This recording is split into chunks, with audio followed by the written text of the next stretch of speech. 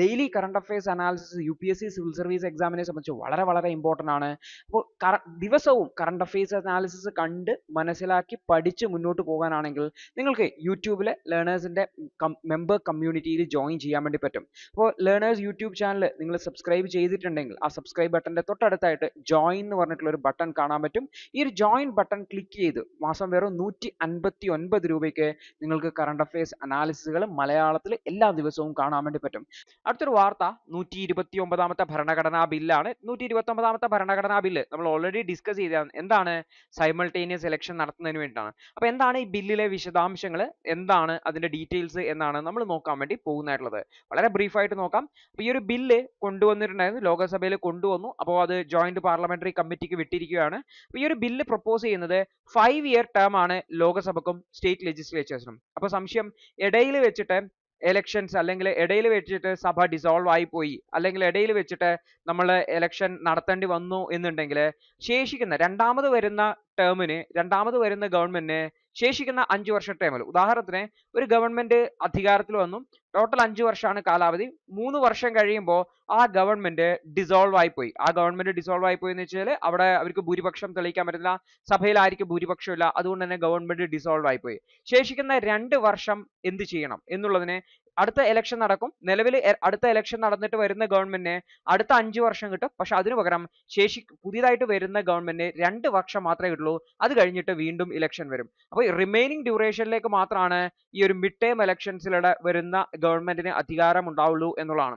അപ്പൊ ഇതിന്റെ ഇമ്പാക്ട് എന്താണെന്ന് നോക്കി കഴിഞ്ഞാൽ, ഇത് ഗവൺമെന്റ് പറയുന്നത് വെച്ചാൽ ഇലക്ടോറൽ കോസ്റ്റുകൾ കുറക്കാൻ വേണ്ടി പറ്റും. കാരണം പൊളിറ്റിക്കൽ പാർട്ടീസ് കുറക്കാൻ പറ്റുന്നതാണ് പറഞ്ഞത്. പക്ഷെ ഇവിടെ നമ്മൾ നോക്കി കഴിഞ്ഞാൽ മിഡ് ടേം ഇലക്ഷൻ ഉണ്ട്. സോ മിഡ് ടേം ഇലക്ഷന്റെ കോസ്റ്റും ബിയർ ചെയ്യണം. അതുപോലെ തന്നെ ആ മിഡ് ടേം ഇലക്ഷന്റെ കോസ്റ്റ് കൂടാതെ സാധാരണ 5 വർഷം കഴിഞ്ഞിട്ടാണ് അടുത്ത ഇലക്ഷൻ നടത്തേണ്ടത്. അതിനു പകരം എന്ത് ചെയ്യും, ഈ ഒരു 3 വർഷം കഴിയുമ്പോൾ വീണ്ടും, ആദ്യം 2 വർഷം കഴിയുമ്പോൾ വീണ്ടും അടുത്ത ഇലക്ഷൻ ബിയർ ചെയ്യേണ്ട ഒരു സാഹചര്യത്തിലേക്ക് വരും. അപ്പോൾ ആക്ച്വലി ഇലക്ഷൻ കോസ്റ്റ് വളരെ വേഗത്തിൽ കൂടാനാണ് സാധ്യത.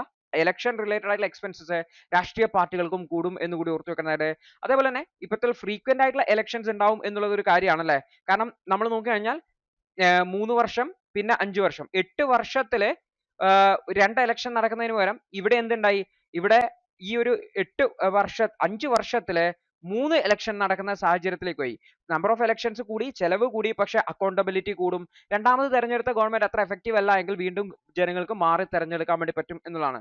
അപ്പോൾ പൊളിറ്റിക്കൽ അക്കൗണ്ടബിലിറ്റി കുറച്ചുകൂടി ഉറപ്പുവരുത്താൻ വേണ്ടി പറ്റും. അതായത് ഇലക്ടോറേറ്റ്സുമായിട്ട് കൂടുതലായിട്ട് എൻഗേജ് ചെയ്ത് നിൽക്കേണ്ട ഒരു സാഹചര്യം വരുന്നതാണ് ഒരു അഡ്വാൻറ്റേജ് ആയിട്ടുള്ളത്.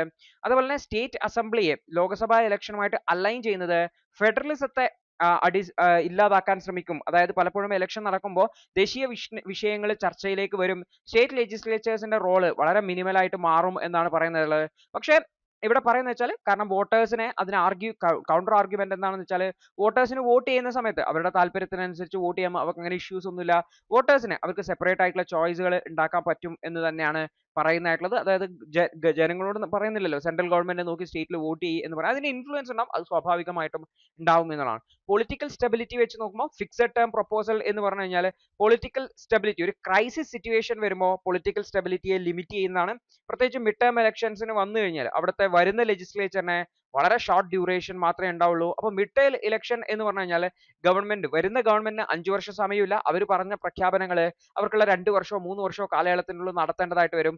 സോ അവിടെ ഒരു ഇൻകംപ്ലീറ്റ് ആയിട്ടുള്ള ടേം അല്ലെങ്കിൽ കൃത്യമായിട്ടുള്ള ഗവേണൻസ്, പല ഗവൺമെന്റുകളും തുടങ്ങി വെക്കുന്ന പദ്ധതികൾ 1-2 വർഷം കഴിയുമ്പോൾ നിർത്തേണ്ടതായ സാഹചര്യത്തിലേക്ക് വരും എന്നുള്ളത് ഒരു കൺസേൺ ആണ്. അപ്പോൾ ഈ ഒരു ബില്ല് എന്ന് പറഞ്ഞാൽ കുറച്ചുകൂടി റിജിഡ് ആയിട്ടുള്ള സ്ട്രക്ചർ ആണ്. അതുപോലെ തന്നെ ഇത്തരത്തിലുള്ള പൊളിറ്റിക്കൽ ഇൻസ്റ്റബിലിറ്റിയെ ലിമിറ്റ് ചെയ്യുന്നു എന്നുള്ളത് മറ്റൊരു പ്രശ്നമാണ്. അതുകൊണ്ട് തന്നെ ഡെസൊല്യൂഷൻ ഉണ്ടായെങ്കിൽ മാത്രമേ ഫ്രഷ് മാൻഡേറ്റുകൾ ഉണ്ടാവുള്ളൂ എന്നുള്ള ഒരു കൺസേൺ പറയുന്നുണ്ട്.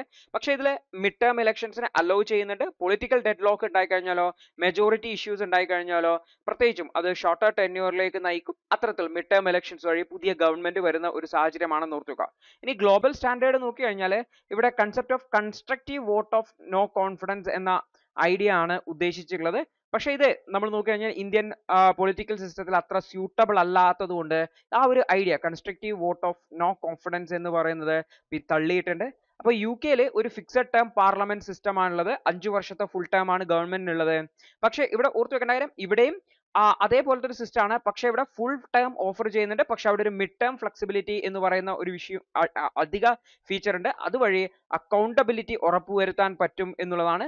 5 വർഷത്തേക്ക് അധികാരത്തിലേക്ക് വരുന്ന ഗവൺമെന്റ് കൃത്യമായിട്ട് പ്രവർത്തിക്കുന്നില്ല എങ്കിൽ ഇടയിൽ വെച്ചിട്ട് അവർക്ക് റിസൈൻ ചെയ്ത് പുതിയ ഗവൺമെന്റ് ഇലക്ഷൻ വഴി നടത്താനുള്ള പ്രൊവിഷൻ ഉണ്ട് എന്ന് കൂടി ഓർത്തു വെക്കാം.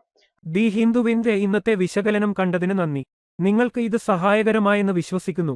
ഇന്നത്തെ ബാക്കിയുള്ള വാർത്തകളുടെ വിശകലനത്തിനു വേണ്ടി ഞങ്ങളുടെ ന്യൂസ് അനാലിസിസ് ക്ലാസ്സിൽ ജോയിൻ ചെയ്ത് പഠിക്കാവുന്നതാണ്. ഒരു മാസം വെറും 159 രൂപയ്ക്ക് നിങ്ങളുടെ UPSC തയ്യാറെടുപ്പിന് ആവശ്യമായ എല്ലാ പ്രധാന വിശദാംശങ്ങളും ഉൾക്കൊള്ളുന്ന ഒരു സമഗ്രമായ ന്യൂസ് അനാലിസിസ് നിങ്ങൾക്ക് മലയാളത്തിൽ ലഭിക്കും. കൂടാതെ സിവിൽ സർവീസിനു വേണ്ടിയുള്ള ജനറൽ സ്റ്റഡീസ് ക്ലാസുകൾ കൂടി മലയാളത്തിൽ മനസ്സിലാക്കി പഠിക്കാൻ ഞങ്ങളുടെ ലേണേഴ്സ് അൺലിമിറ്റഡ് ക്ലാസ്സിൽ ജോയിൻ ചെയ്യാം. മാസം വെറും 1500 രൂപയ്ക്ക്.